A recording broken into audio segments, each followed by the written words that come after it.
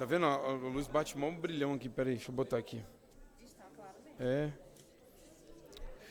Senhoras e senhores, peço que tomem seus assentos para darmos início ao nosso evento. Muito obrigado. Advogadas e advogados, senhoras e senhores aqui presentes, boa noite. Sejam muito bem-vindos. Solicitamos atenção para darmos início a este evento e pedimos que gentilmente coloquem seus aparelhos de telefonia celular no modo silencioso. Muito obrigado. Senhoras e senhores, a Ordem dos Advogados do Brasil, seccional do Distrito Federal, juntamente com o Observatório do Clima, a Caixa de Assistência dos Advogados do Distrito Federal, o projeto 360 Graus da Escola Superior de Advocacia do Distrito Federal, tem a honra de receber todos vocês para o debate sobre a evolução dos litígios estratégicos climáticos no Brasil, evento este promovido pelo Observatório do Clima. Dando início à programação deste evento, convidamos para compor a mesa o Dr. Nauê Bernardo, que é conselheiro dessa casa, advogado, cientista político, doutorando em Direito da UNB e especialista em litígio estratégico do Observatório do Clima. Convidamos também o advogado, doutor em Direito pela USP, ex-diretor da Escola Judiciária Eleitoral do Tribunal Superior Eleitoral e professor do IDP, doutor Fábio Lima Quintas.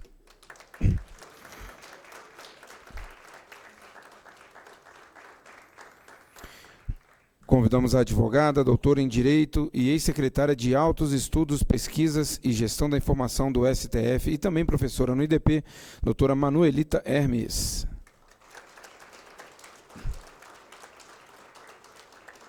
Boa noite.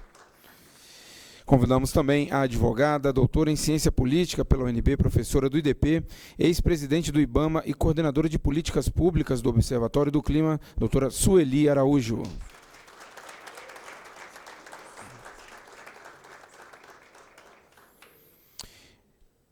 E convidamos também o doutor em Direito da UNB e ex-diretor da Faculdade de Direito e professor também da UNB, doutor Mamed Said.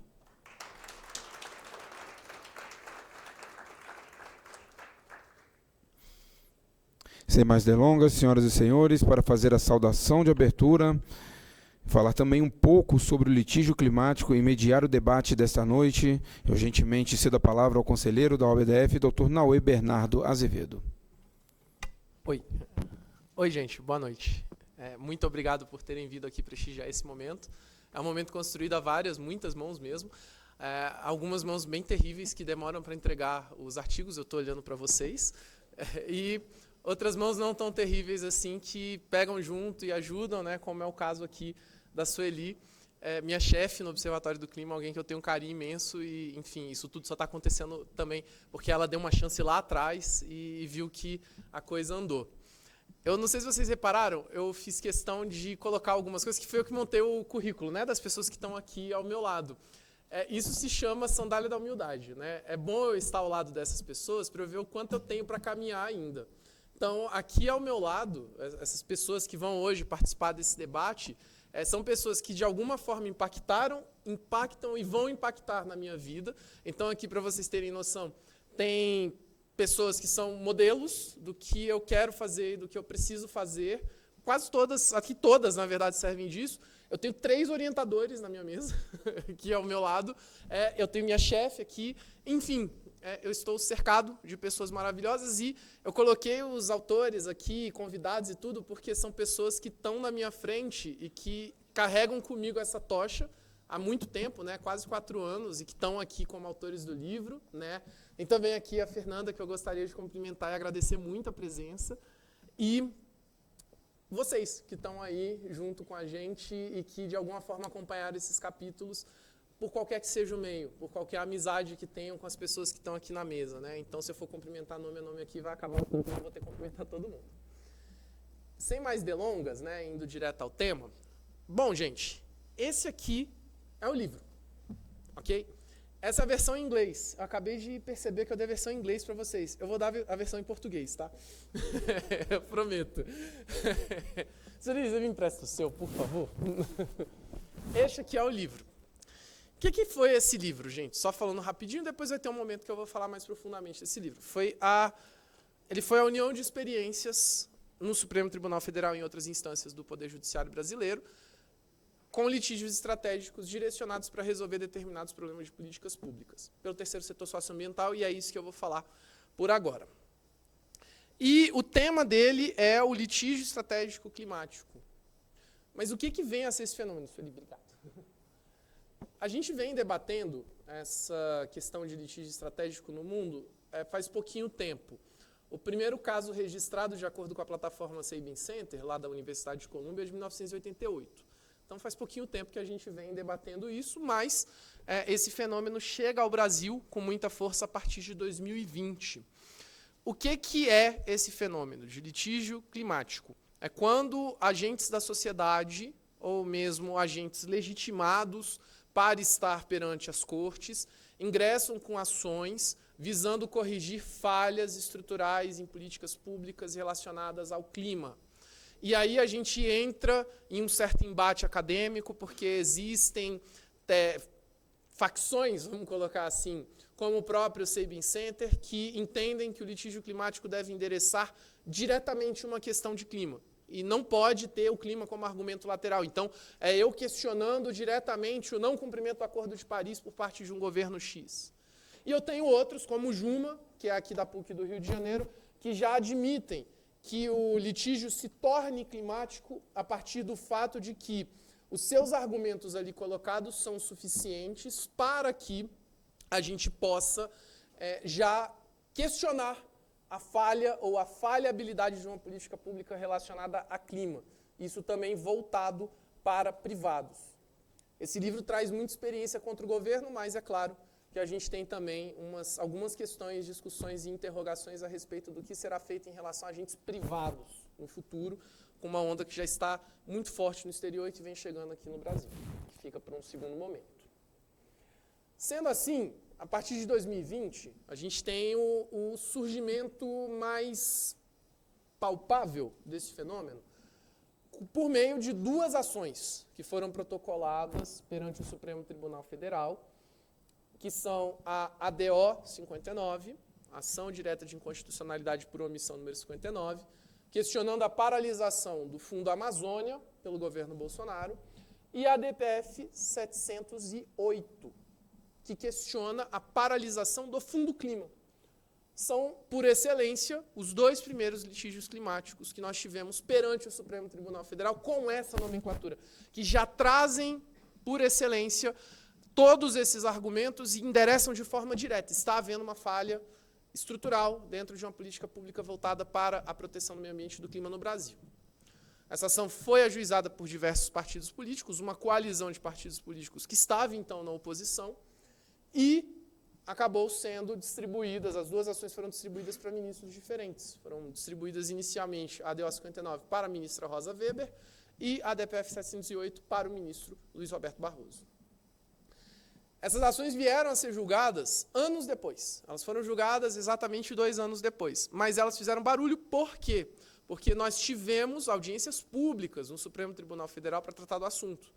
Então, o Supremo Tribunal Federal, em pleno contexto de pandemia, convida a sociedade para discutir a questão.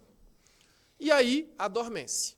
Espera, em 2022, no começo da chamada pauta verde, em que se julga um outro grande litígio climático, que é a DPF 760. A ministra Carmen traz um voto que, enfim, por si, hoje pode ser considerado o maior voto ambiental da história do Supremo Tribunal Federal. O Supremo pauta a ação do Fundo Amazônia e, em junho, o ministro Barroso, de forma bem discreta, pelo plenário virtual, solta uma decisão bastante fundamentada relacionada ao Fundo Clima. Então, a gente tem a criação do primeiro precedente de um litígio climático no país. E, gente, podia aumentar o ar-condicionado aí, né? Então, o que acontece ali que é tão importante e que dá o start para o que nós temos aqui? O ministro Barroso, ele adota como razão de decidir não a questão do clima, propriamente dito. Ele passa por isso, claro, mas ele diz, olha, você não pode desativar o Fundo Clima, você não pode contingenciar o Fundo Clima, porque isso vem de uma escolha do legislador. Você define no projeto de lei orçamentária e o legislador, Congresso Nacional, indica que essa é a verba. Então, se você contingencia essa verba, você está violando o princípio da separação de poderes, você está violando a lei de responsabilidade fiscal. Então, ele dá esse nó. Ele diz que, executivo, você deve se abster de contingenciar a verba do Fundo Clima. E, em obter dicta, ele diz, porém, sabemos que há falhas estruturais nas políticas públicas voltadas para clima no país, o que, por si, atrai a possibilidade de novos litígios que irão debater esse tipo de situação. Ou seja, o judiciário vai ser chamado a resolver esse tipo de situação. Já existia, nessa época, pelo menos 30 ações que versam direto ou indiretamente sobre o assunto, correndo nas mais diversas instâncias do Poder Judiciário. Então, esse precedente vem, e ele é, inclusive, utilizado em uma ação, lá em São Paulo, que o TRF, na hora de julgar um agravo de instrumento, maneja esse precedente do Supremo, dizendo, olha, aqui a gente tem o Supremo resolvendo dessa forma, o Supremo já declarou a vinculatividade do Acordo de Paris, então, quem é responsável por julgar isso é, de fato, a justiça brasileira. Enfim, isso é assunto do livro, também não vou dar muito spoiler. Fazendo esse preâmbulo, a gente tem, né, agora também esse conceito de litígio estratégico. Né, isso vem sendo cada vez mais utilizado. Eu acho que todo litígio que não é, sei lá, de banco, ou da Vivo, sei lá, aqueles que vêm com 200, 300, de alguma forma é um litígio estratégico.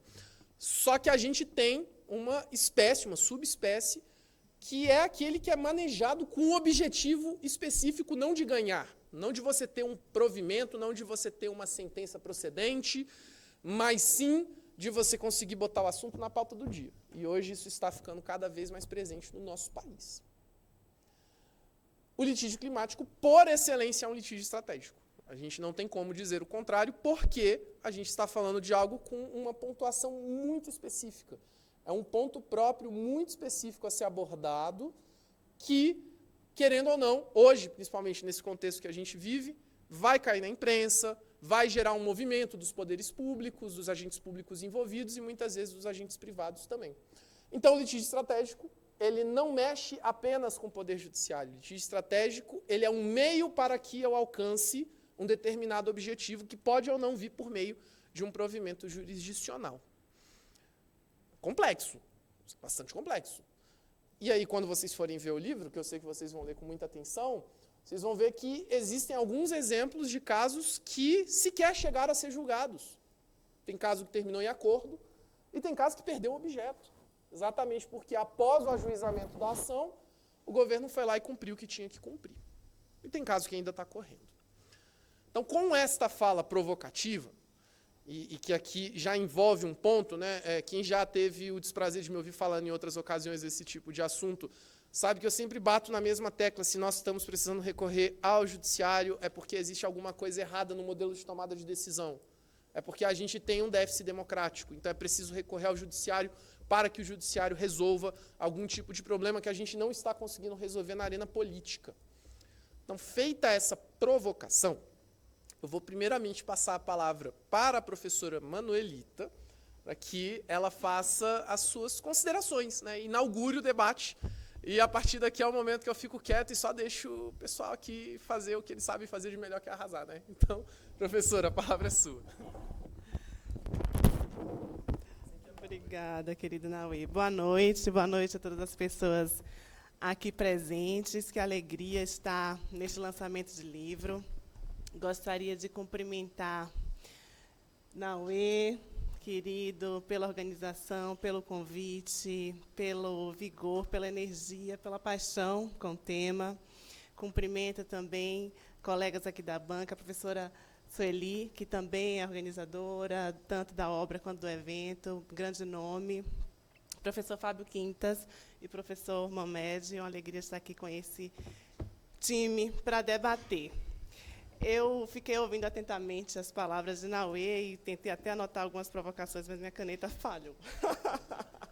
Mas, inicialmente, cumprimento todos os autores do livro. Eu me debrucei sobre esse livro hoje à tarde, foi uma delícia, por assim dizer.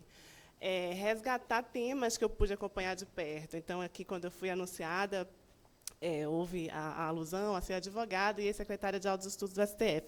Mas eu fui assessora no STF, fui cedida, sou da AGU, Procuradora Federal, e fui assessora entre 2019 e 2022.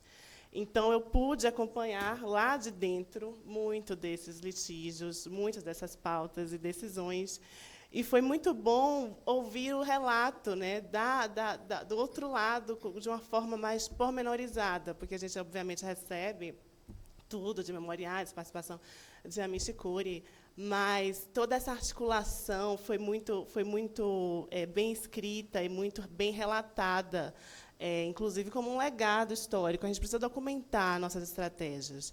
Então, assim, parabenizo, a obra é muito bem-vinda, importante nessa documentação histórica do litígio necessário, estrategicamente necessário, feito no nosso país, sobretudo à luz do déficit democrático, que foi algo que eu quis anotar da sua fala, mas eu não anotei, mas consegui me recordar. Déficit democrático, isso me leva a inúmeros temas. E aí eu vou puxar um tema que me toca, que é o déficit democrático da igualdade racial, da igualdade material, da igualdade de gênero, inclusive. E trago quem eu considero o pai da litigância estratégica, que é Luiz Gama, foi Luiz Gama. Então, eu estou aqui, nós estamos agora falando de litigância estratégica, e eu homenageio já inicialmente Luiz Gama, que provocou o debate sobre o tema, judicializando a liberdade no nosso país. Então, a gente teve esse momento histórico de judicialização da liberdade pelas mãos de Luiz Gama. E aí vamos fazer esse salto, né, secular, para chegarmos aqui na nossa era, na nossa época, com essa litigância estratégica em matéria climática, matéria ambiental, essa litigância estratégica que também diz com o déficit democrático. E aí, professor Fábio, já que somos colegas, né, lá no IDP, eu me recordo das discussões na disciplina Constituição, Democracia e Estado de Direito, que eu leciono lá no mestrado do IDP, quando a gente vai falar de poder judiciário, ativismo judicial, e os debates são muito inflamados. E algo que eu gosto muito de pontuar, que diz com o tema aqui que a gente está conversando, é a necessidade dessa nossa Constituição de 88 sair do papel. Ela acabou de completar 36 anos, no último sábado. E nós temos ainda um projeto inacabado. Nós temos toda uma vontade, uma movimentação que teve na Assembleia Constituinte, movimentos populares, desejos aí dessa nossa sociedade depois de um grande período de exceção, e vem essa carta, a chamada Carta Cidadã, com esse projeto que é lançado e que muito dele, boa parte dele, precisa sair do papel. Então, é o que eu falo, muitas vezes, vilão ou vítima, né? Vítima ou algoz, quando a gente está falando do judiciário. Até que ponto a nossa Constituição, e aqui, folheando, a gente vai ver instrumentos trazidos por essa nova ordem, como a necessidade de suprir a omissão inconstitucional, então ele mencionou aqui a DEL 59 da ministra Rosa, vamos falar da DPF, que virou, digamos, que é a grande vedete da judicialização das políticas públicas. Então, a gente tem uma Carta Constitucional com um projeto, nós temos instrumentos desse processo constitucional, e a gente tem a chance de ter a articulação dos movimentos para essa litigância estratégica, e isso vai chegar na Suprema Corte. E como agir? Está desbordando da natureza, do perfil que foi cunhado para esse Poder Judiciário à luz dessa nossa Constituição aniversariante? Isso desborda e vira ativismo? Ou isso condiz com essa função? E aí eu imprimi um artigo que eu publiquei, breves reflexões, no Jota, em 2021, que eu escrevi sobre o STF como guardião do ecossistema, contornos preliminares, da justiça ecológica. Então, a gente vai falar se dessa necessidade de alguém, né, assumir a luz da omissão, e foi essa fala de Naue. Então, hoje eu voltei para a AGU, para o Executivo, então estou lá, vendo toda a articulação, a necessidade de a gente estar na consultoria jurídica, em ministérios, ajudando na reconstrução do país para a implementação dessas políticas públicas. Isso é um esforço hercúleo, né? A gente vai falar de orçamento, a gente tem aqui Fundo Clima, Fundo Amazônia, a DPF 708, a DO 59, tudo falando de recursos, inclusive, da ajuda externa, desse patrimônio que talvez não seja só nosso, embora a tutela seja soberanamente nossa no momento, e assim espero que continue. E como a gente vai inserir a guarda da Constituição também nessa guarda desses projetos inconclusos diante dessas omissões. Então, eu vejo a relevância, sobretudo, dessa documentação histórica e pedagógica para que compreendamos tanto o perfil e como posso dizer, a metodologia de articulação. E tem alguns artigos que dizem, não, com base nesse caso, nós aprendemos que poderia ter sido assim, nós conseguimos chegar até esse ponto, a relatora foi assim, foi assado, votou pela não prejudicialidade. Então, a gente vai vendo uma construção de bases, digamos que metodológicas, que vão nos auxiliar no futuro. E aí, nesse artigo aqui, nessas reflexões que eu publiquei no Jota, eu tentei ali, aquela época, em 2021, sobretudo considerando a ADO 59 e a DPF 708, um perfil metodológico também do Supremo para lidar com esses casos. Então, ali eu soprei que a gente via, por exemplo, o recurso ao direito comparado. Então, ao lidar com esses casos, né, as partes já trazem, ou as decisões já vão trazer, porque a gente está falando de temas que atravessam jurisdições, muitas vezes. Então, não tem, muitas vezes, como lidar com questão climática e questão ambiental sem olhar para o lado, sem olhar para outra jurisdição que já tem enfrentado também um tema que nos toca, que toca a todos nós. Então, olhar para o sistema interamericano de direitos humanos também. Quando a gente está falando aí das transversalidades, das interseccionalidades, de povos originários, de direito à água, tudo isso também nos é permitido encarar, interpretar com esse recurso que eu considero necessário, embora nos falte do controle de convencionalidade, com esse recurso ao sistema interamericano de direitos humanos. Então, eu observei que essa temática nos permite fazer maior uso do direito comparado e também do nosso sistema de pertencimento, que é o Sistema Interamericano de Direitos Humanos.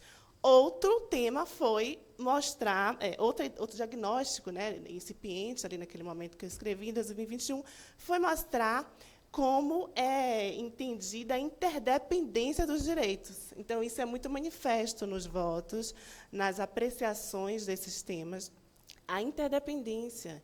E hoje, enfim, recentemente, com essas questões que nós acabamos de vivenciar, com os incêndios, etc., a gente vê como a causa do Rio Grande do Sul, e a gente vê como tudo é muito sem fronteiras, e a repercussão muito além das fronteiras geográficas e a interdependência de direitos. A gente viu questões ali agrícolas, questões econômicas, tudo isso dependendo também, impactada pela questão climática.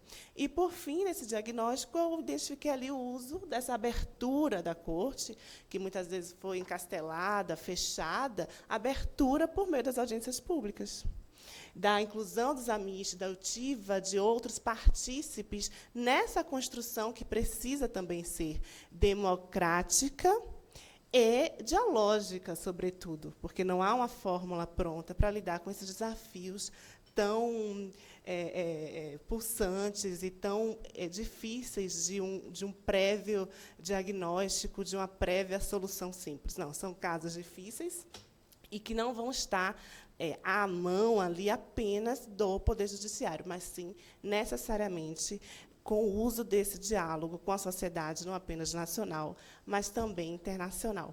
Eu encerro aqui, eu adoraria ficar falando, você percebeu? Mas eu encerro aqui, pelo menos, essas iniciais contribuições, provocações, e, de todo modo, mais uma vez, parabéns pela obra e obrigada pelo convite, e fico sempre à disposição.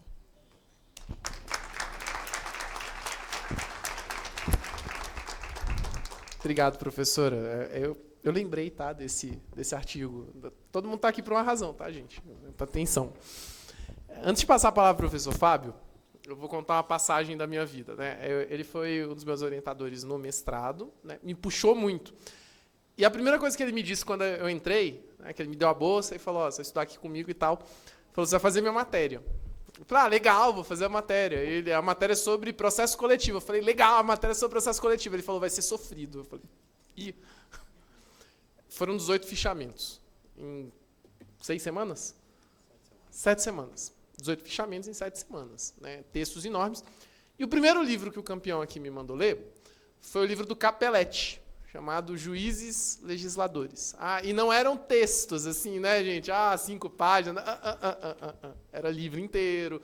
Era o livro do Teori, na mesma semana.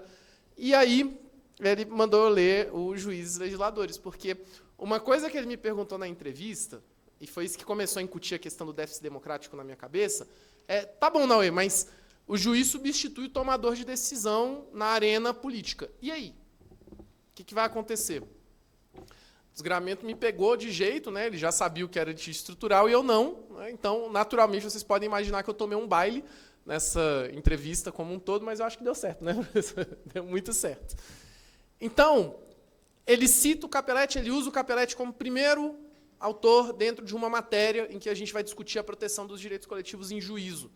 E Capelletti, para quem não sabe, é um cara, um italiano, ele tem muitas consoantes no nome dele, todas as consoantes são dobradas, né, menos o C, mas todas as outras são, e ele traz consigo muitos questionamentos, muitos pontos críticos a respeito do manejo de ferramentas pelo Poder Judiciário. E ele questiona, inclusive, a autoridade democrática que um juiz vem a ter, uma vez que o juiz não é selecionado pelas pessoas. Isso é um ponto que a gente tem que levantar. Então, com mais essa provocação, vou passar a palavra para o professor Fábio, e aí você se vira aí, meu amigo.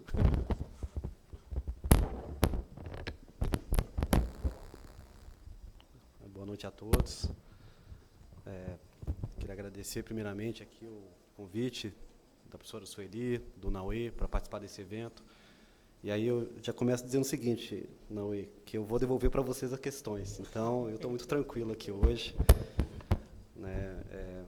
É uma alegria estar aqui ao lado da professora Sueli, que admiro muito, Naue, que tive a satisfação e a honra de orientar, né, no mestrado do IDP, da professora Manuelita, amiga do IDP, professor Mamed, da UNB, e com vocês aqui essa noite. Então, assim, eu sou da área de processo, e eu achei muito interessante o título do livro, Litígio Climático em Rede. Não consegui terminar o livro, mas li um pedaço substancial dele, e eu vou querer fazer aqui 3 provocações para nós, inclusive para estimular que todos aqui leiam o livro, né? Primeiro, o nome do livro, né? Litigância estratégica, né? Aí aqui, dialogando um pouco com dogmática, e eu sou uma pessoa dogmática, eu lembrei assim que vi o título do texto do professor Vitorelli, né? Levando os conceitos a sério. E ele trabalha, né? Litigância estratégica, coletiva e estrutural. E ele traz as diferenças, né? Que eu compartilho aqui com vocês, sem o brilho do Vitorelli, mas para pelo menos fomentar aqui o debate, o diálogo entre a gente. O litígio coletivo, ele trata de bens coletivos, né, que muitas vezes a gente usa ação civil pública para isso, ação popular, para tratar daquilo que a gente chama de direito individual homogêneo, direito coletivo, direito difuso. O litígio estrutural, ele trata de outro conflito, né? Ele trata de um conflito em que você precisa tutelar um bem jurídico, que para você alcançar esse bem jurídico, você precisa reorganizar estruturas, organizações. Então, o Infis, ele comenta que um litígio estrutural, ele não quer recompor a situação existente para uma situação de dano para uma situação pré-existente. Ele quer dar um passo à frente, ele quer evoluir, ele quer chegar num novo patamar que o direito deveria chegar. Então, para isso, tem que reorganizar estruturas, processos decisórios. Não é simplesmente dar uma indenização, determinar a fazer alguma coisa, é fazer com que quem tem que fazer, faça. Então, é algo mais sofisticado. E você tem um litígio estratégico. O litígio estratégico, ele pode se dar de diversas formas, né? O litígio estratégico é aquele em que o objetivo de quem litiga não é propriamente ganhar o processo, é ganhar uma tese, que pode ser numa ação individual, como aconteceu, por exemplo, no processo lá de dessegregação nos Estados Unidos, em que o movimento de direitos civis, por meio de ações individuais que eram calculadas onde seriam ajuizadas, quando seriam ajuizadas, em que circunstâncias seriam ajuizadas, para levar até a Suprema Corte. Então, a litigância estratégica, você tem um compromisso não de ganhar o processo, você pode perder o processo, você quer ganhar uma tese, independente do resultado do processo. E aí eu vi o nome aqui, litígio estratégico climático em rede, né? Então, aí a provocação que eu coloco, né, para os autores, que também são atores do processo, Naue, professora Sueli, também vejo que tem autores aqui, o Observatório do Clima faz litigância estratégica, né? Ou seja, o processo é um veículo para uma agenda que a ação é apenas um instrumento para isso, ou estamos tratando de litígio estrutural? Talvez das duas coisas, né? Então, é muito interessante porque o livro, né, também ele conta o contexto em que foi feito, a ação foi formulada, quais são os antecedentes, né? Muitos artigos trazem os antecedentes para o ajuizamento da ação, o que se esperava. Então, eu coloco a provocação porque, normalmente, eu não vim aqui, minha intenção era provocar, né? Eu queria que você provocasse. Então, tá, a primeira provocação é essa, que depois eu devolvo aí, não sei como é que vai ser, se vai ter resposta ou não.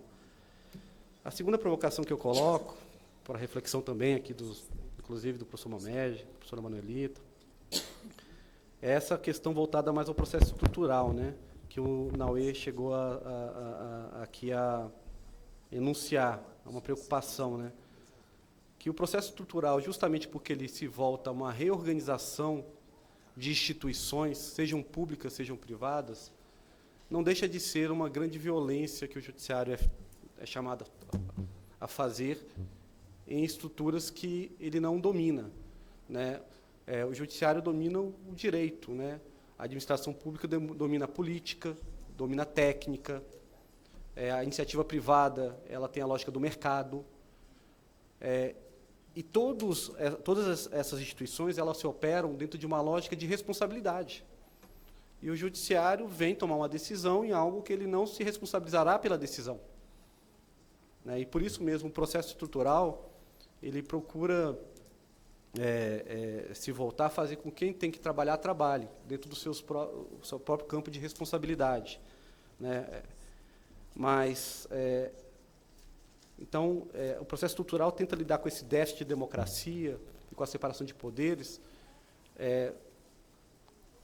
às vezes colocando o judiciário no papel de indutor de uma nova forma de ver, na ideia de que nós temos que alcançar outro patamar.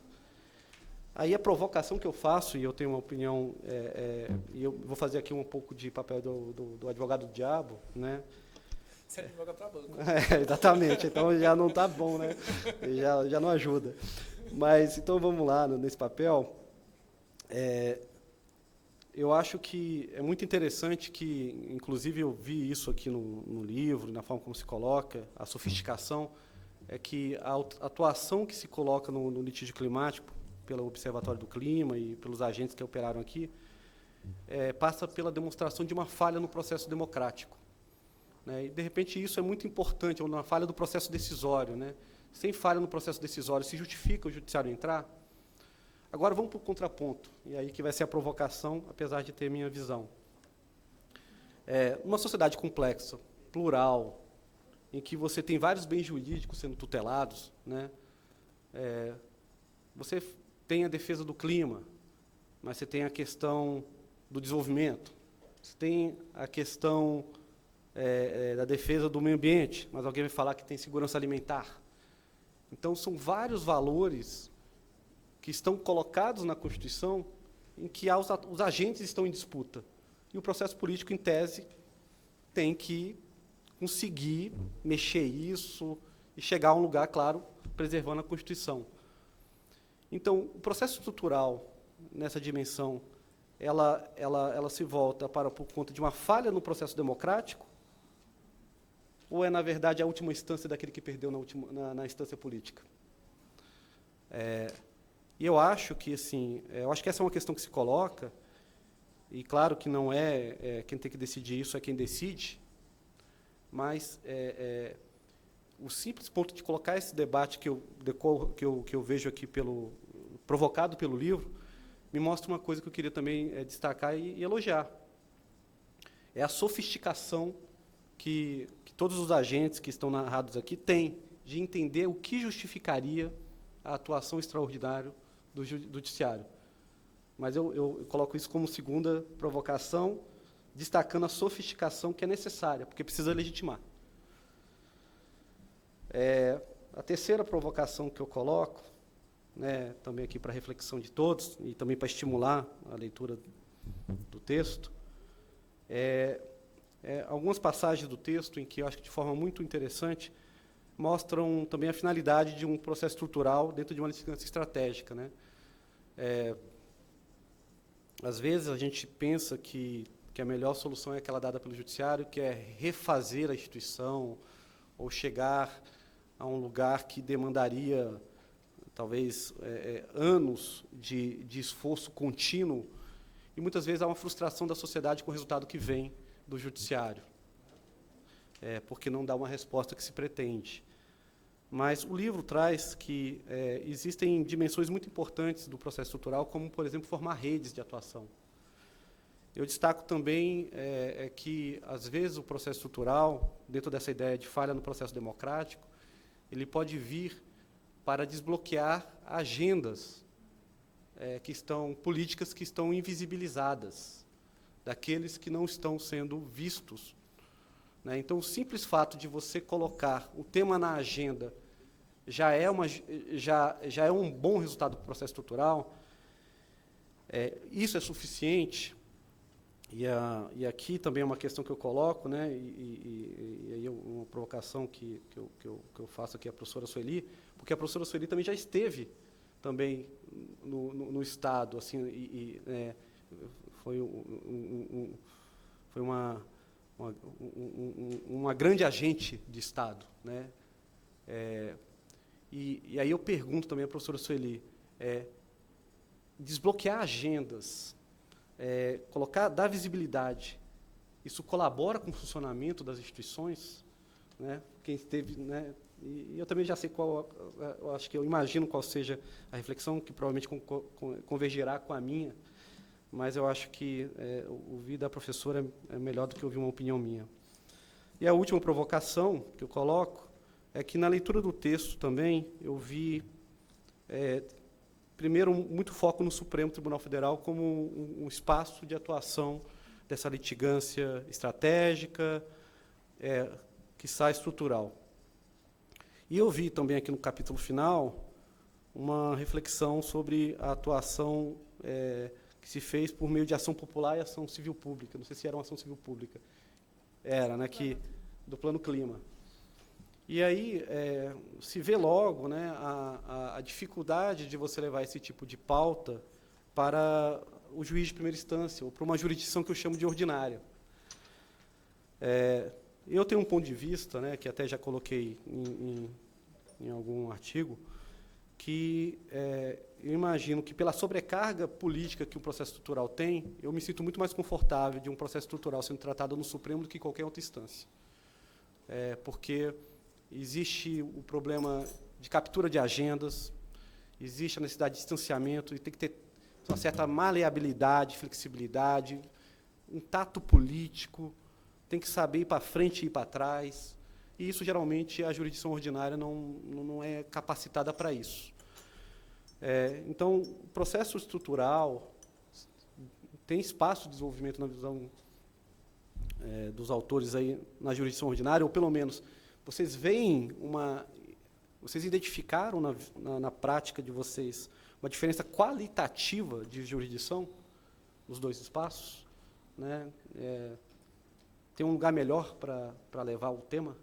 Então, com isso aqui, como eu falei, eu vim aqui trazer problema, não solução. Tá, deixa aqui para o debate. Tá? Obrigado.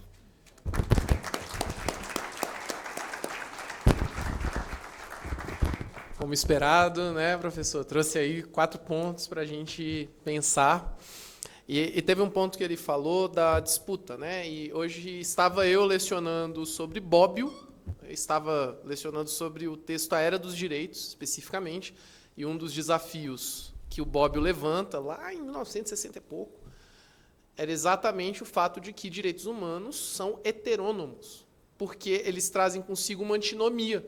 À medida que direitos humanos se expandem, outros direitos podem vir a ser restritos. Então, a gente tem uma disputa sempre frequente, presente na arena política, de modo que, quando a gente discute esse tipo de assunto, a gente vê aqui, sim, um conflito, uma fricção entre direitos. Eu não vou usar o Luhmann aqui, esqueçam, detesto esse homem. E essa fricção acaba, sim, trazendo consigo muitos questionamentos, entre os quais aqueles que o professor Fábio habilmente levantou aqui. Então, eu vou agora passar para o professor Mamed Said, e aí, tem uma coisa que eu omiti propositalmente da trajetória dele na hora de colocar aqui o currículo. Este campeão foi deputado. Então, ele esteve ali do lado do balcão que toma determinados tipos de decisão na esfera política. Ele não executava, ele pensava, formulava e mandava para o executivo executar. E aí, professor, considerando essa sua riquíssima experiência, né, que veio da arena política, hoje está na arena acadêmica, e baita acadêmico, diga-se de passagem, e até mesmo pegando carona um pouco na sua própria trajetória acadêmica, né, que escreveu, inclusive, sobre situações envolvendo a atividade do Supremo Tribunal Federal. Na pandemia, e razões de decidir do Supremo Tribunal Federal na pandemia, envolvendo distribuição de competência federativa. Professor, eu queria que você elaborasse suas provocações, também tendo com base isso que eu acabei levantando aqui. Bom, boa noite a todos. Quero agradecer aí ao Naue por esse convite, dizer da minha satisfação de compartilhar essa mesa aqui com o professor Manuelita, a professora Sueli e o professor Fábio Quintas. Naue puxou um assunto passado, porque eu hoje não apenas não tenho a filiação partidária, como também não tenho atividade política de nenhuma natureza, mas foi uma experiência muito interessante, até porque, para situar melhor, já que ele levantou essa lebre, né, eu nasci no Acre, fui para o Rio de Janeiro muito garoto, depois voltei para o meu estado natal, e lá eu me elegi exatamente quando a Marina se elegeu deputada estadual. Então, eu convivi 4 anos com a Marina, muito proximamente ali, né, a conheço, assim como muitos de vocês aqui, sei da trajetória, da bela história de vida que ela tem, a parlamentar combativa, né, que ela sempre foi. Vi a Marina se eleger senadora em 1994, quando todo mundo dizia que ela era impossível para ela, né, derrotar os caciques da política local, e ela se torna senadora e todo o resto da história vocês sabem, né? Enfim, conheci Chico Mendes. Interessante, essa provocação me lembrou o seguinte, eu já tenho um certo número de anos, né? E eu era estudante de graduação aqui na UNB, porque eu comecei meu curso na UFRJ, mas concluí aqui na UNB, meu curso de graduação em Direito.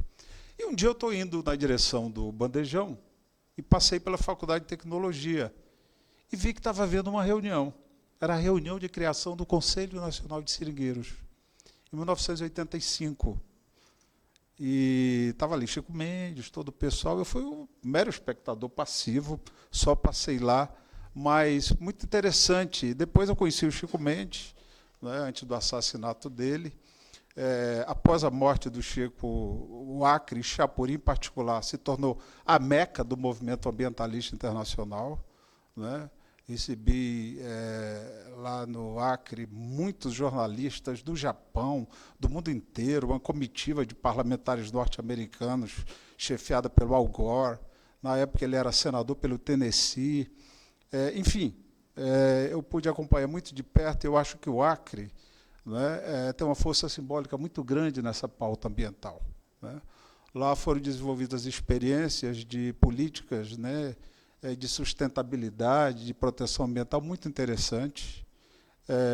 Enfim, é apenas uma observação lateral aqui, por conta do que o Naue falou, mas realmente hoje a minha praia é outra, né, mas essa questão ambiental eu quero saudar aqui. Eu não li o livro, né, estou recebendo ele agora, saúdo os autores que estão aqui presentes, mas eu sei da importância que o Observatório do Clima joga nesse momento tão grave que o país e que o planeta vivencia. Todos nós vimos uma coisa muito preocupante, que é o verdejamento da Antártica, né? Eu estava lendo que em 1986, menos de 1 km² tinha cobertura vegetal. Em 2021, a medição é de 2021, são 12 mil km² que tem cobertura vegetal, o que é altamente preocupante, né? Isso, a região, como outras regiões polares, ela está aquecendo muito mais rapidamente do que a média global. E é interessante observar que há uma queda acentuada do gelo marinho, o que faz com que os oceanos, inclusive, fiquem mais quentes, né, subam de uma forma muito preocupante. E o gelo marinho ele ajuda a refletir a luz solar, enviando-a de volta para o espaço. Quando ele derrete, essa luz é dirigida com mais intensidade para a Terra. E aí nós estamos vivenciando esse aquecimento, né, essa crise climática mundial. Nós, para falarmos dessas questões, nós não vamos apenas nos referir aos incêndios ocorridos, né, no sul da Europa, nos Estados Unidos. A maior parte deles digamos assim, como dizer, a expressão técnica, por combustão, né? Enfim, no caso brasileiro, não. O que nós vemos no caso brasileiro, os dados que eu li, principalmente do Carlos Nobre, inclusive, é de que menos de 3% dos eventos se dão de forma que não seja por ação humana. E não vamos esquecer que, quando o satélite detecta o fogo, ele já está ocorrendo a 1 a 2 horas. Né? Em fração de segundos, o incêndio criminoso ele toma uma dimensão imensa. Né? E, quando ele é detectado, né, por levantamento aerofotogramétrico, a coisa já está num nível absoluto, né, absurdo, né, de difícil controle. E eu acho que, em que pese o governo atual, e a Marina Silva em particular, ter conseguido diminuir o desmatamento, mas essa onda de incêndios que a gente vivenciou nesse ano agora, realmente foram coisas absolutamente fora do controle. Né? Essa questão dos eventos extremos, ela foi muito palpitante, né, no Brasil dos últimos meses. Em 2023, nós vimos o Rio Grande do Sul enfrentar um período de seca. Agora, em 2024, nós vimos o desastre, a tragédia que foi, né, cidades inteiras destruídas por conta daquelas enchentes. O Rio Negro, a gente viu, ele baixou a tal ponto que começaram a surgir, né, gravuras rupestres feitas pelos índios do período pré-colonial. O cálculo é que são gravuras de 2.000 anos atrás, feitas em pedra, e que passaram a surgir com o nível de seca que a Amazônia vivenciou. Nós vimos aqui em Brasília, a gente ficou 164 dias sem chuva. Né? Todos nós aqui vivenciamos a dificuldade que foi, né, de um ar irrespirável, de uma situação absolutamente calamitosa.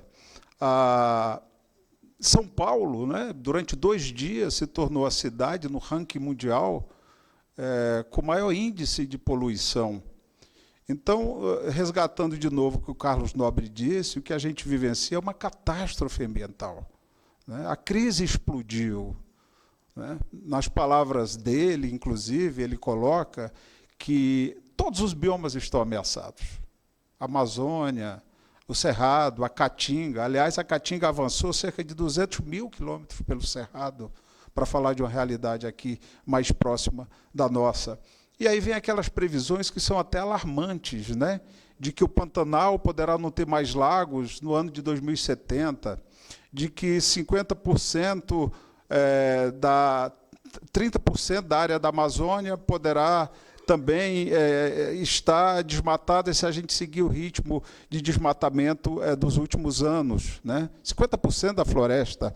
Né? Enfim, são dados extremamente preocupantes que eu acho que mais que justificam a ação de organizações como o Observatório do Clima.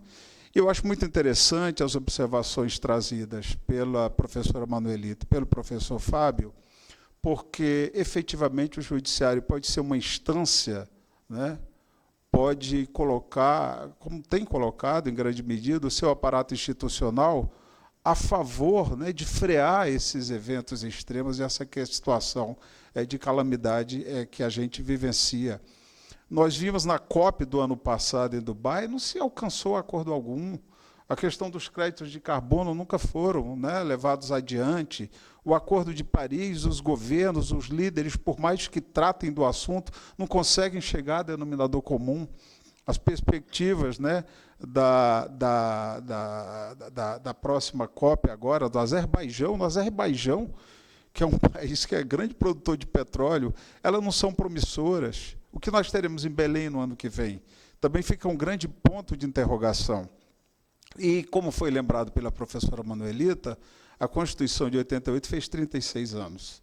É a primeira das constituições brasileiras a ter um capítulo dedicado ao meio ambiente. O artigo 225, né, um artigo com muitos incisos, com muitos parágrafos, né, e isso realmente mostra que a questão ambiental ela já entrou na agenda há um tempo bem razoável. A primeira conferência da ONU é de 72 em Estocolmo, né? E nós temos que entender o direito ao meio ambiente saudável como um dos direitos que forjam, né, o Estado democrático de direito, né? Esses direitos de natureza difusa, coletiva, que trata de bens de uso comum do povo, em relação aos quais a administração pública apenas gerencia esses bens, porque a titularidade pertence ao grupo social, ao povo, à nação, né? E essa questão realmente da pauta ecológica, da questão ambiental, ela entrou definitivamente na pauta, mas, infelizmente, a gente vê pouco avanço no sentido de que os governos, de que as empresas, né, consigam realizar aquelas metas previstas, por exemplo, no Acordo de Paris. Eu estava outro dia vendo um sindicalista norte-americano que esteve aqui na UNB e que atua nessa área, dizendo que, quando eles vão em conferências internacionais, como a COP, vão 100 representantes de entidades dos Estados Unidos que atuam na área ambiental. E vão 500 representantes da iniciativa privada. Se dá credencial para 500 deles. Então, as grandes empresas, os grandes conglomerados econômicos conseguem, não é, ter um nível de acesso a esses debates, a essas discussões, de forma incomensuravelmente maior do que essas entidades que, como o Observatório do Clima, atuam nessa área aí. Então, eu quero saudar aqui vocês, vou me dedicar à leitura desse livro. Houve momentos em que eu já ministrei Direito Ambiental, não é? No curso de graduação em Direito. É uma temática que realmente nos provoca, porque eu penso que as novas gerações têm que se encarregar, né, de procurar fazer aquilo que os líderes mundiais, né, no ocaso de suas vidas, não conseguiram. Então, é muito interessante ver jovens como o Naue, outros que estão aqui, levantando alto essa bandeira, né, porque é muito importante, que são questões que têm a ver com o próprio futuro do planeta, né, com o próprio futuro da espécie humana. A gente vê que essa camada atmosférica que forma, né, faz com que a poluição dos ônibus, das indústrias, das chaminés, elas fiquem retidas, e aí a gente passa a ter realmente esse calor, e esses eventos extremos eu acho que são muito emblemáticos do nível a que nós chegamos aí. As provocações do professor Fábio realmente são temas assim que a gente leva para reflexão, né? Da mesma forma da professora Manuelita. O que fica aqui mesmo é o meu abraço, os meus cumprimentos ao Naue, ao Observatório do Clima, à professora Sueli, pela iniciativa, por trazer o debate para um espaço como esse aqui, Estava dizendo para minha filha, que está aqui presente, que a primeira vez que eu estive aqui foi quando o Tancredo Neves foi candidato a presidente da República, né? Foi a derrota da emenda das diretas já. Eu trabalhava com o deputado Dante de Oliveira, até porque a gente pertencia à mesma organização política, e depois da derrota das diretas já, a palavra de ordem passou a ser Tancredo já. E eu me lembro do Tancredo aqui nessa mesa, esse auditório cheio, numa tarde de 1985, né? E é muito bom voltar aqui, até porque eu também tenho registro na ordem, né? Embora como professor em regime de dedicação exclusiva eu não possa advogar.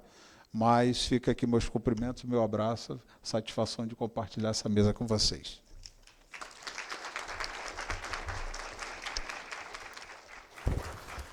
Obrigado, professor. Bom, agora, último e não menos importante, de forma alguma menos importante. Bom, gente, a Sueli, só para fazer um pequeno panorama aqui, um belo dia, Sueli estava tomando um chá com Márcio Astrini e eles pensaram, e se a gente processasse o governo para reativar o Fundo Clima? Esse livro nasce de um chá. Essa história não é sobre chá. Essa história não é sobre chá. Depois de... isso foi em 2020. Esse processo ele nasce de um decreto que desativa a estrutura de governança dos fundos, e isso impede que o Brasil possa continuar usando os recursos do Fundo Amazônia, e, no caso do Fundo Clima, não tinha como analisar os projetos que chegavam ali para ter acesso aos dinheiros, tanto no fundo reembolsável quanto no não reembolsável. Então, nasce daí e a coisa andou. Esse aqui, o volume 1, aqui são 9 casos, daqui a pouco eu falo mais, e tem outros tantos que ainda estão por vir. O Luiz Ormai falou aqui para mim que vai fazer o volume 2, eu já estou aqui esperando. Então, eu não vou nem deixar uma provocação para a Sueli, eu deixei por último para que ela possa fazer realmente essa reação e encerrar aqui com chave de ouro, porque a gente tem que falar do livro, porque tem comes e bebes esperando a gente lá em cima, mas sem pressa. Bom, eu vou responder primeiro uma provocação do professor Fábio. Primeiro, agradecer a participação, a professora Manuelita, a professora Mamed, por terem topado participar desse evento e desse debate. Mas eu vou responder primeiro uma provocação do professor Fábio. Eu tenho certeza que todos os casos descritos no livro são litígio estratégico, nem todos são litígio estrutural. Então, foi a escolha do estratégico no título, tem a ver com isso. Eu vou citar, para o último texto do Luiz Ormai com a Nicole, falando dos efeitos extraprocessuais da litigância climática no setor de petróleo e gás. A organização é Araiara, que litiga muito, muito. É diferente do Observatório do Clima. A gente litiga quando a gente tem muita certeza que é estratégico, Vivian? E essa discussão ela demora, sabe? A Araiara ela litiga sem medo. Mas só da Araiara entrar com processo nos leilões da Agência Nacional de Petróleo, isso já afasta o mercado. Os blocos que eles judicializam não têm oferta.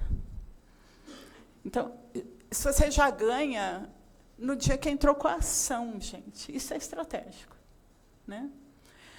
Outro que eu acho que é estratégico também, a questão da pedalada climática. Nós apoiamos na Justiça 6 jovens ativistas climáticos, 4 do Engajamundo, 2 do Fridays for Future Brasil, jovens, litigando contra o governo Bolsonaro em ação popular. E sabíamos que o negócio ia ser muito difícil, mas foi um processo de aprendizado enorme, porque os jovens não nos deixavam colocar nenhuma palavra no processo que eles não entendessem, que eles não tivessem convictos de que nós estávamos na linha, no sentido correto. E a gente viu um processo muito bonito, que terminou em conciliação. Logo no início do governo Lula, nós pedimos conciliação, os jovens pediram conciliação, e o governo mudou a NDC, o documento nacional do governo diante do Acordo de Paris, ajustou a NDC brasileira por uma ação popular movida por 6 jovens ativistas, né? Isso é estrutural? Bom, a NDC é importante, mas a gente gastaria algumas horas discutindo se é estrutural. Só do termo pedalada climática ter ganhado, não o Brasil, mas o mundo, a gente viajava e o pessoal queria explicação, e não tinha o termo em inglês para pedalada, era uma confusão explicar o que era pedalada, né? Então, o que importou era demonstrar que o governo brasileiro estava contrariando o Acordo de Paris, e, mais importante do que isso era uma questão para litígio interno, que o Acordo de Paris, como acordo ratificado, aprovado, ele está no nosso sistema jurídico. Se nós formos realmente levarmos a sério a questão climática, até com status de emenda constitucional, porque são direitos humanos, né? E que nós poderíamos litigar isso internamente na justiça interna, questionando isso. A União recorreu, afirmando que era uma questão das esferas internacionais, e nisso teve decisão. Nós ganhamos. Existe decisão do TRF falando que isso pode ser litigado internamente, né? E não chegamos ao final do processo, houve conciliação e a NDC brasileira foi alterada, né? Tem vários casos, eu queria até relatar que o primeiro, quando eu entrei no Observatório do Clima, já com a ideia da litigância, que o Observatório nem tinha CNPJ para litigar, gente. Foi depois que eu entrei que a gente foi procurar esse CNPJ. Mas, quando eu entrei, já tinha um processo super importante que levou depois à DPF 760.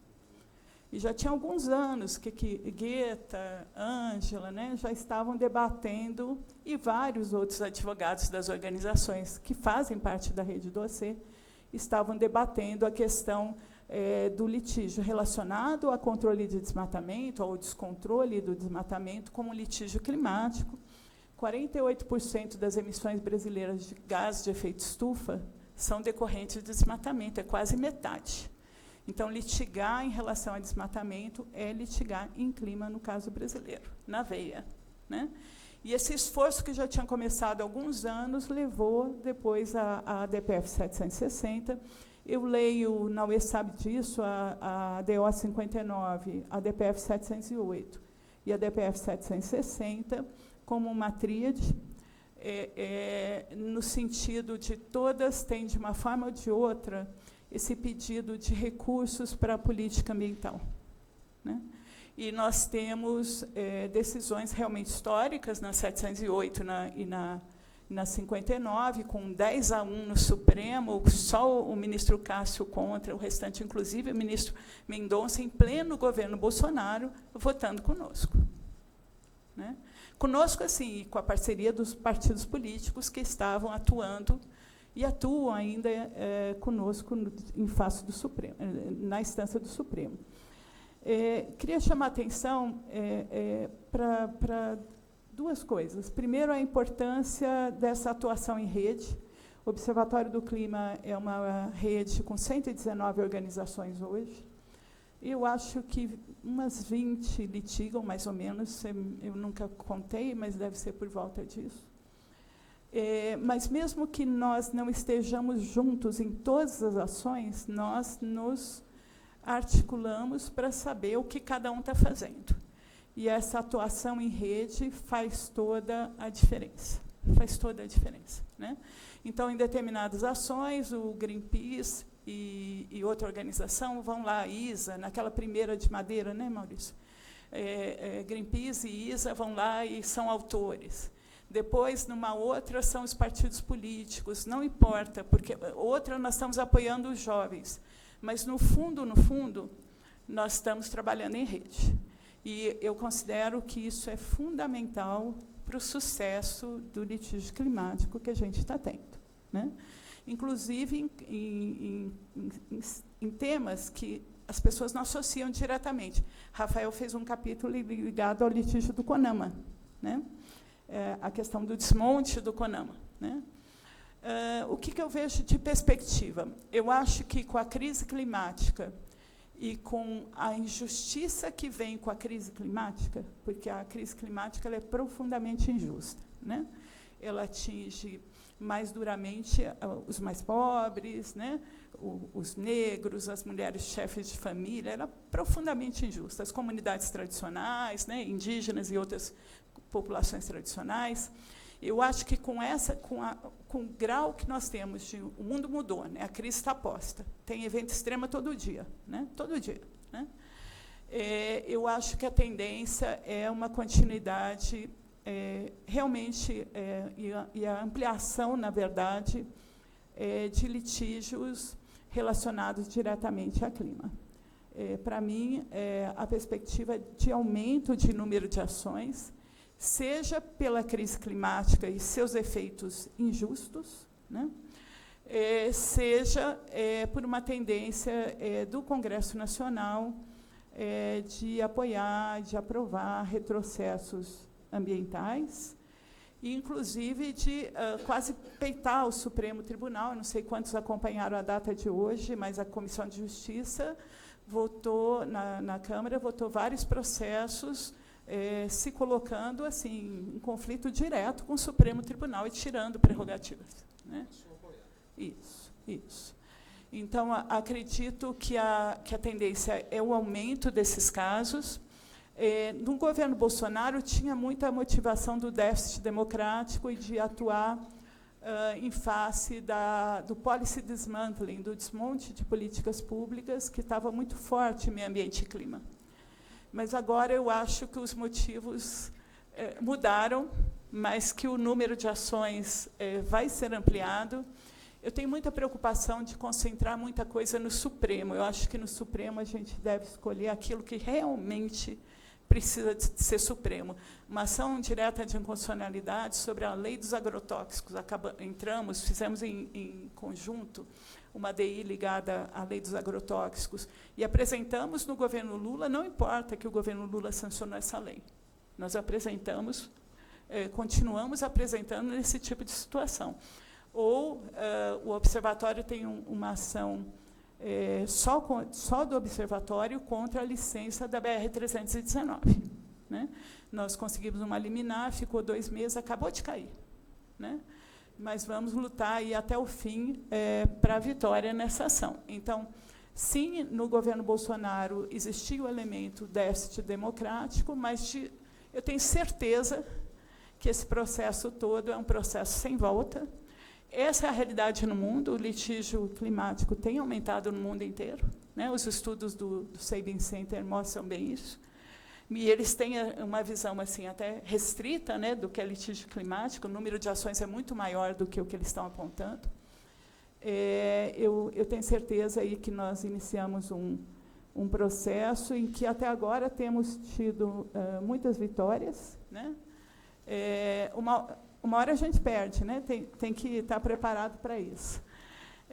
Do observatório, assim, depois, nas nossas, assim, que eu trabalho desde 2020, ainda não tem derrota, né, Vivian? Mas uma hora a gente vai perder. A gente sempre se prepara para isso, mas eu acho que tem um trabalho muito bacana e assim, enorme a ser feito ainda nesse tema, e o Judiciário tem muito a ajudar no enfrentamento da crise climática e nas diferentes omissões em relação a esse enfrentamento de qualquer poder público que esteja no poder, de qualquer tipo. Ganha tintas mais fortes quando tem o déficit democrático, mas a gente está lutando por um bem maior que vai impactar no desenvolvimento econômico. Não tem polaridade, o desenvolvimento econômico ou proteção ambiental. Isso não existe. Você tem que ter um futuro para o planeta para poder ter desenvolvimento econômico. Essa é a nossa tese. Então, a gente não aceita a polaridade. Então, tem bastante coisa aí, um caminho bacana, e esse livro vai ter volume 1, 2, volume 3, tenho certeza. E queria agradecer aqui todos os autores. Tem gente que ainda não citei, Moara, Rafael, já citei, acho que o resto foi, né? Os autores que estão presentes hoje. É isso.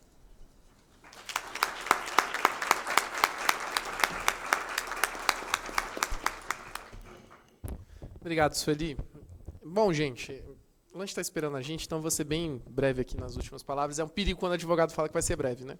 Coisa horrorosa. Você sabe que vem coisa aí de 15 minutos. A gente tem até meia-noite aqui, então tá tranquilo. Primeiramente, estar nesses casos, estar envolvido com esse livro, não quer dizer de forma alguma que eu tenha feito alguma coisa. Eu vou pegar emprestado aqui. Quando a gente abre a última página do livro, tem uma frase da filosofia Ubuntu, que é "eu sou porque nós somos". Isso aqui não é sobre a atuação de uma pessoa ou uma entidade. Não. É sobre uma rede. É sobre uma série de pessoas que se uniu em prol de um objetivo e se articulou, e segue se articulando. Esse livro tem casos que envolvem a Justiça Nacional. Então, aqui a gente vai ver casos envolvendo o chamado leilão do fim do mundo, que tentava colocar à venda determinados blocos de extração de petróleo bastante problemáticos. A gente vai ter os casos da pedalada climática e da ação civil pública em relação ao plano clima. A gente vai ter o caso do CONAMA, o Conselho Nacional do Meio Ambiente, que é inclusive o caso que abre o livro, que foi escrito pelo Rafael Giovanelli. O artigo do leilão do fim do mundo foi escrito pelo Luiz Ormai e pela Nicole. A gente vai ter o artigo da resolução da qualidade do ar no CONAMA, que é um dos litígios mais complexos que a gente tem, que, inclusive, há um manejo de técnicas processuais que a gente achou que a gente só ia ver na sala de aula pelo Supremo Tribunal Federal, artigo que foi escrito pela Ângela.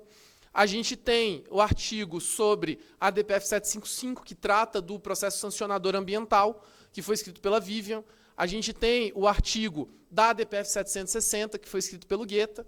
A gente tem o artigo que envolve a atividade dos partidos políticos enquanto parceiros, enquanto entes que, diante do seu dever público e político de atuar perante o Supremo Tribunal Federal enquanto um legitimado universal, vai à sociedade civil para buscar os insumos, que foi escrito pela Moara e pelo Rafael Lopes.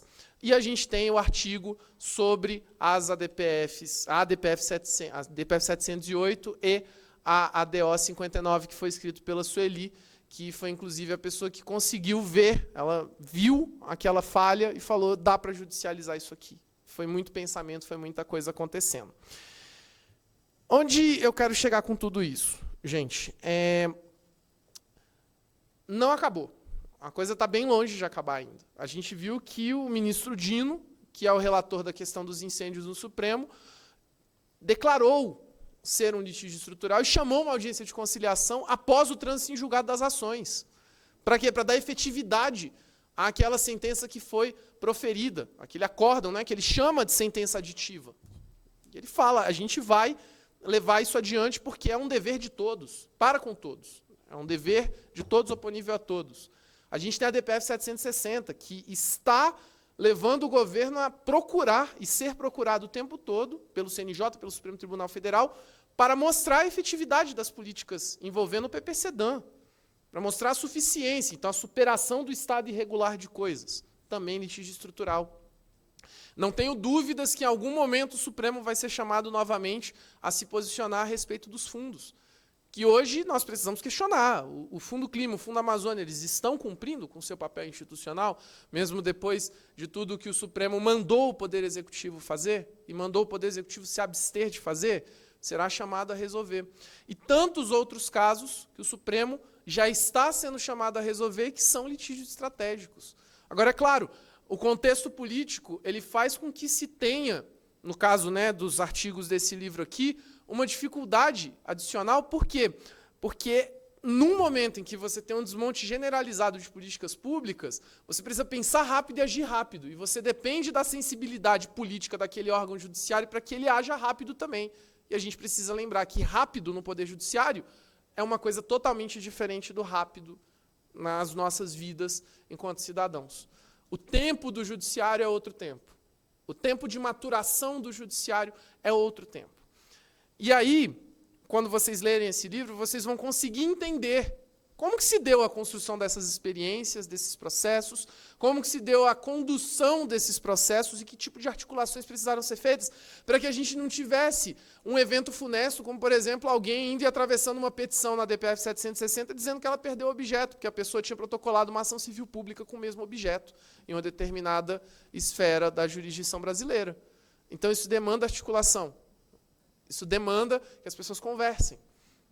Isso demanda que as pessoas tenham um senso de urgência e um senso de que não é sobre elas. Um senso de que é sobre outras coisas. Então, é uma coisinha de deixar o ego um pouco de lado. Isso dá trabalho, gente. Lidar com o ser humano dá trabalho pra caramba, mas aqui foi muito gratificante e segue sendo. Então, isso aqui é o primeiro capítulo. Aqui é o primeiro volume, porque tem mais por vir. E como disse a Sueli, viram as derrotas. Mas aí eu vou até deixar a contra-provocação. Será que é derrota? Porque o assunto está na pauta do dia. E não é porque o Supremo ou o Poder Judiciário, em qualquer outra instância ordinária, entendeu que não era o caso de dar uma sentença favorável ou confirmar uma sentença favorável, reformar uma sentença desfavorável, que é uma derrota, necessariamente falando, porque o processo já move as estruturas. O mero ato de você fazer um processo bem feito já é suficiente para mover as estruturas.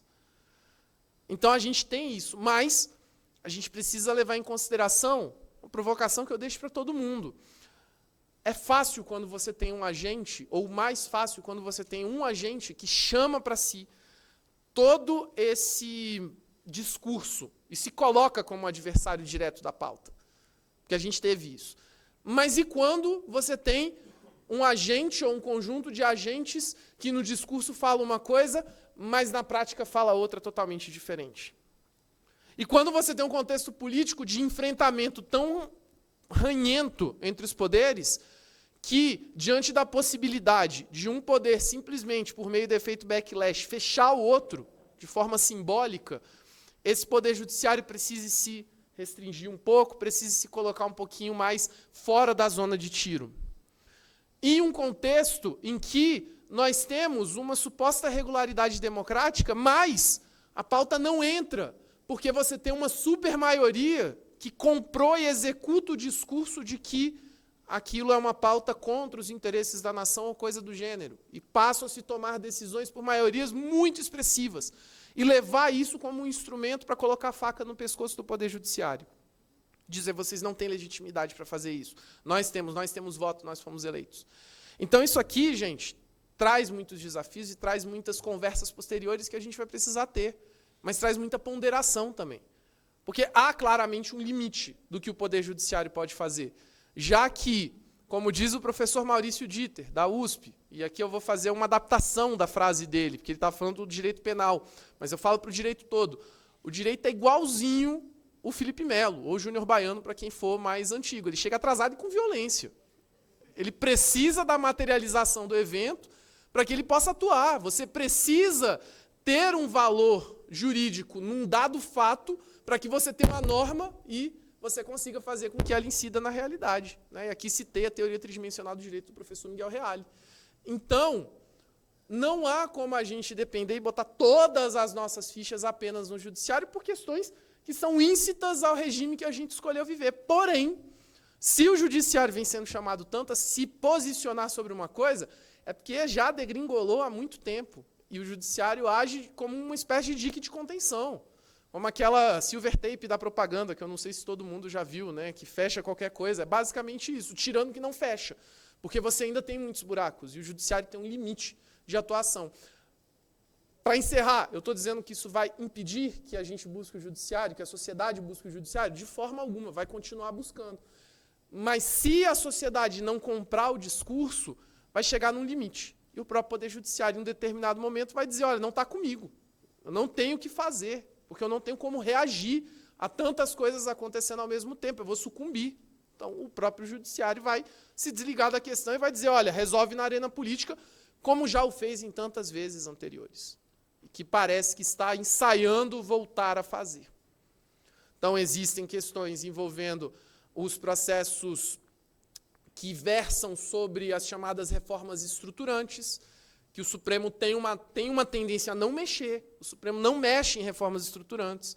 Vocês podem ver isso para a reforma da Previdência, vocês podem ver isso para o Código Florestal, vocês podem ver isso para questões envolvendo o apagão lá em 2001. O Supremo não gosta muito de mexer em questões estruturantes que o Executivo Federal e o Legislativo Federal resolvem. Mexe ali, faz uma coisinha aqui e tal, mas não ataca o âmago. Então, e aí, quando vier uma reforma estruturante que pode vir a qualquer momento, como é que o Judiciário vai se posicionar? Como é que o Supremo vai se posicionar? A gente vai ter que saber, porque vai saber, o Supremo vai ser desafiado a isso. Vamos ver como que vai se posicionar. Como que esses precedentes que vêm sendo criados vão ser manejados. É importante sempre lembrar que o maior precedente ambiental da história do Supremo Tribunal Federal, antes da DPF 760, que é a DI 3540, de relatoria do ministro Celso de Mello, é um voto que é muito utilizado.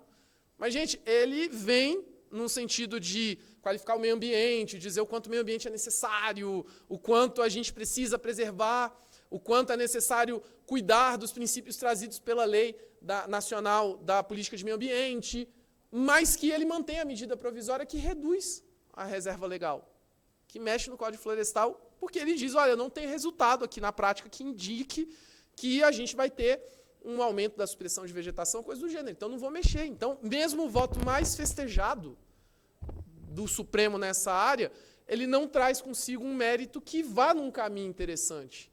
E aí a gente vê o que acontece depois. Então, como que vai ser usado e qual vai ser o retrato histórico que a gente vai ter depois? Porque hoje esse voto é utilizado exatamente para justificar esse tipo de ação que o Supremo é chamado a se manifestar.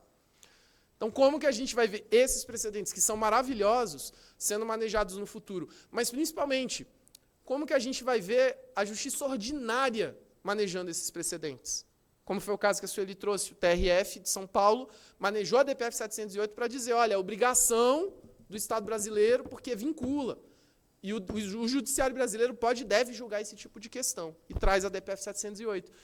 Então, a gente tem precedentes qualificados sendo formados. Como que eles vão ser utilizados? Quais vão ser as técnicas processuais que vão ser utilizadas para confirmá-los ou para fugir deles? Então, a gente tem muitas questões pela frente ainda. Mas eu espero que a leitura do livro ela não deixe só questões para vocês, ela responda algumas coisas. Eu garanto para vocês que, tirando o fato de ser um livro escrito por uma série de pessoas do direito, a Sueli, originalmente, ela é da arquitetura, por isso que ela é melhor que a gente. Mas ela acabou cedendo ao direito, né? É um livro legal de ler. Eu juro para vocês, é um livro legal, a leitura é fluida. E teve um jornalista que trabalha conosco que tirou o juridiquês de uma parte grande dos nossos textos. Eu achei ótimo o resultado. Tá? É isso, porque se deixar para advogado e advogada, gente... Ele fez uma limpeza geral e cada um dos autores foi instado a melhorar a redação. E, por fim, para finalizar, sempre vou levar na minha vida, estava fazendo um artigo que saiu no livro do professor Vanbier sobre litígios climáticos serem litígios estruturais, e a Sueli começou a tirar onda comigo, porque ela disse, mas esse conceito é muito circular. Ora, litígio estrutural é algo que mexe na estrutura para estruturar uma determinada estrutura. E que fica tudo muito estruturado. Tinha um parágrafo assim, eu fiquei atrás dele, ele falou, mas já está publicado. Eu falei, mas mesmo assim... Aí eu falei, ó, você vai reclamar lá com o professor Didier que você tem tamanho para reclamar com ele. Se eu mandar uma mensagem para ele me bloqueia. E vai me achincalhar nas redes sociais me chamando de besta. Então vai lá você. Mas é isso. A gente ainda está diante de conceitos que chegam ao Brasil, estão sendo discutidos. O Supremo vem discutindo isso com muita habilidade, inclusive. Teve um evento maravilhoso agora na segunda. O professor Vitorelli esteve lá, inclusive. O professor Barroso fez uma excelente sustentação no começo. Deu uma palestra muito, como que eu vou dizer, rica. Obrigado. A respeito do assunto. Então, assim, nós estamos diante disso e a gente está vendo a história passar na frente dos nossos olhos. Então, para liberar vocês para o coffee break, avisando que vocês têm que ficar, 2 recados. Primeiro, essas pessoas que estão aqui na frente, a Vivian, o Luiz, o Rafael, o Maurício, a Ângela e a Moara, vocês podem, por favor, levantar? Por gentileza? Vivian, isso aqui é seu, ó. Gente, por favor, uma salva de palmas para essas pessoas.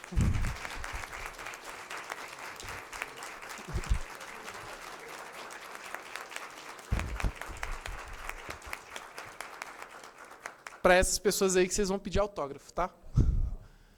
E o segundo recado, aqui agora para a mesa, vocês vão receber um certificado, tá?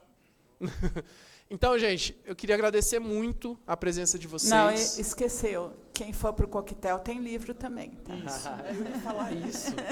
Queria muito agradecer a presença de vocês. Convidar todos e todas para o coquetel no 5º andar. Porque, né, eu sei que todo mundo veio para comer. A comida tá boa, garanto. Vai haver distribuição de livros lá em cima. A gente vai poder conversar mais um pouquinho. E é isso, gente. Obrigado mesmo. Obrigado pela presença. Valeu. É nóis.